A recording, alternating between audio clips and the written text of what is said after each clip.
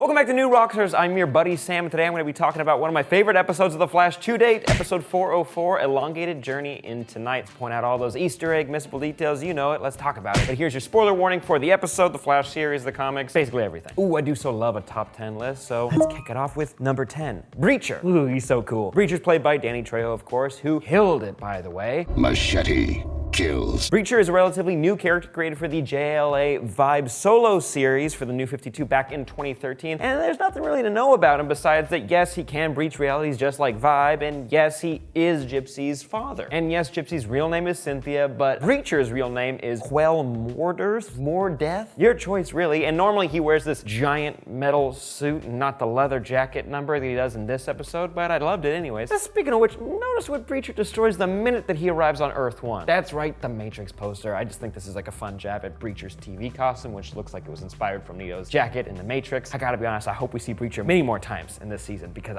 he's amazing. He's just delightful, so terrifying. Speaking about coming back to the show, let's talk about Mayor Anthony Bellows, everybody's favorite recurrent character, yay. We've seen this charming civil servant actually a couple times on the Flash TV series, but listen to this line right here. Before I was mayor, I was a cop in this very precinct. Ding, ding, ding. This is a hardcore fan Easter egg for people who have watched The Flash in any form of media. This confirms that Mayor Anthony Bellows used to be Officer Tony Bellows from the original Flash TV show from the 90s that starred John Wesley Shipp, who has now played Henry Allen, and now Jay Garrick on the new Flash show. So not only has the CW pulled Mark Hamill's Trickster over from that show to the current one, but also Tony Bellows lives on as the crooked mayor of Central City. Hooray! Keep those hoorays coming for a reference that should make all of the internet happy. When Henry gives Cisco the advice to take Brecher to coffee, what's that little line he says? Have fun storming the castle.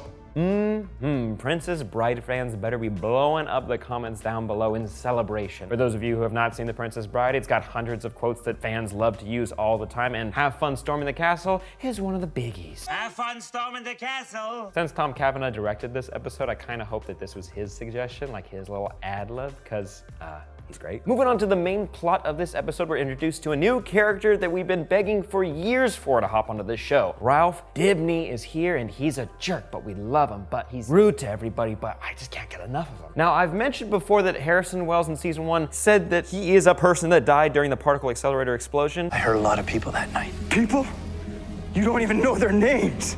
Jake Davenport, Daria Kim, Ralph Dibny. And I was hoping for a proper explanation in this episode as to why he's still alive, but that didn't happen. However, the showrunners were questioned about this, and they did give a reason as to why he's still alive. And it's a fine answer. Andrew Kreisberg stated, Flashpoint erased that. Don't matter, changed it, sorry. Exactly, it's obviously a joke, but that's a half answer and my nerd heart's a little mad. I do want to point out a fun Easter egg here where Ralph is speaking with a woman about her husband's whereabouts. Listen closely to that last name he said. Your husband didn't die in that plane crash, Mrs. Broom. There it is, a fun nod to the creator of Ralph Dibny, aka the Elongated Man, John Broome. Broome created Elongated Man back when he was writing the Flash comic in 1960, and also fun fact, he created Kid Flash. Yay! Thanks, Broome. Speaking of other fun comic book creator references, check out the name of Ralph's neighbor's office right there. J. Chung and R. Lang. Now, I believe J. Chung is actually a reference to a popular artist for both DC and Marvel. She's worked on Batman, Gotham Knights, Swamp Thing, and the Multiversity Guidebook, which is funny because Brecher and Vibe, they can move through the multiverse. Get it? Wink, wink. Now, I couldn't find anything on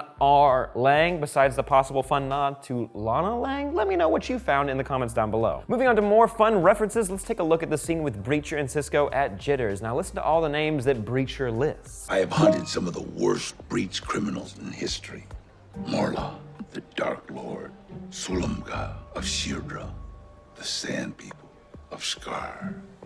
You will be easy prey. So while they all sound like very sci-fi and comic booky names, they aren't actually DC characters as far as I could tell from my research, except for one, Marla the Dark Lord. Pretty spooky. I believe this is actually a nod to Mordu the Dark Lord, who's a fairly popular villain in DC Comics. Originally appearing in the Superman comics way back when, the Dark Lord has been a thorn in the side of many DC characters and teams, including the Justice Society of America, who has shown up in the DC TV world, and the Legion of Superheroes who will soon be in the Supergirl universe. Very exciting. The Dark Lord is a pretty powerful foe, so you know Breacher doesn't mess around if he was able to take him down. And it would also be kind of cool to see him pop up on The Flash because I want to see Barry go up against some magic enemies. What do you guys think? Pretty cool, right? Next up on the list, notice the beverage Iris finds in Ralph's desk when her and Barry are looking for DNA in Ralph's office. Bing bang boom, that's a big Easter egg for the Elongated Man fans. There weren't a lot before, now there's a bunch. Gingold, ooh, so cool. Now in the comics, Ralph isn't a meta. He actually uses a special serum called Gingold, which is the juice of the gingo fruit, of course. And when he drinks it, it allows him to become extremely elastic. Duh.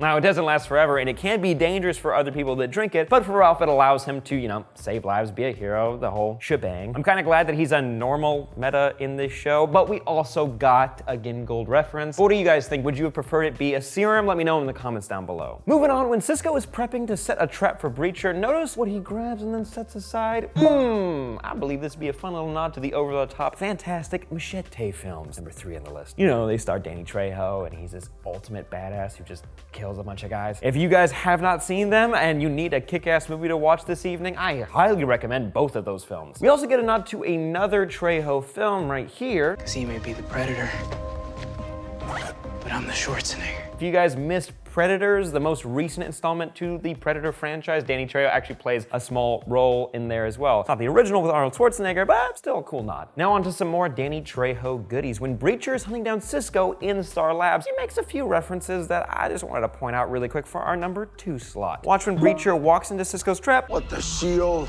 Sheol is actually a type of hell or dark place that the dead go to that originated from the Hebrew faith. I think this is just a kind of fun nod to the multiverse in general, how we say things differently. Then listen to where Breacher got his super cool blade.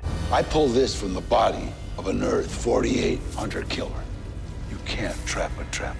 Now, as far as I can tell, the Hunter-Killers are from a popular comic series of the same name, not from DC, but Earth 48 is the home to some of the most formidable protectors in the multiverse called the Forerunners. They're some of the main fighters that go up against Darkseid, so you know they don't mess around. Will we see any of them on the show? Highly doubtful, but cool that they got a nod. Now, speaking of not messing around, whoever is after Caitlin means business. Who could it be? Well, we get a pretty good hint in the first episode, and then again in this episode with this scene. Our number 1 slot, that horseshoe on the ground, is awfully suspicious. I'm getting the feeling that this could be a hint that Caitlin's soon going to have to go up against Amunet. Amunet seems to want Killer Frost back in her pack of rogues, ice puns and all. I'm thinking since Amunet can control metal, this might just be a little reminder that Caitlin can't go back to her old life just yet. And since next week's episode, Girls Night Out, has been hinted to the team facing off against Amunet, I'm thinking we're about to get some cool fight scenes with the metal-wielding badass villain. But what do you guys think? Is this horseshoe for Amunet, or is it for another classic horse-themed villain? Couldn't find any, but let me know in the comments down below. Here are a few honorable mentions just to be safe. The title Elongated Journey Into Night for the episode is a nod to Long Day's Journey Into Night, a popular play by Eugene O'Neill. Cisco's t-shirt is a fun redundancy because the octothorpe is the actual name for the hashtag symbol.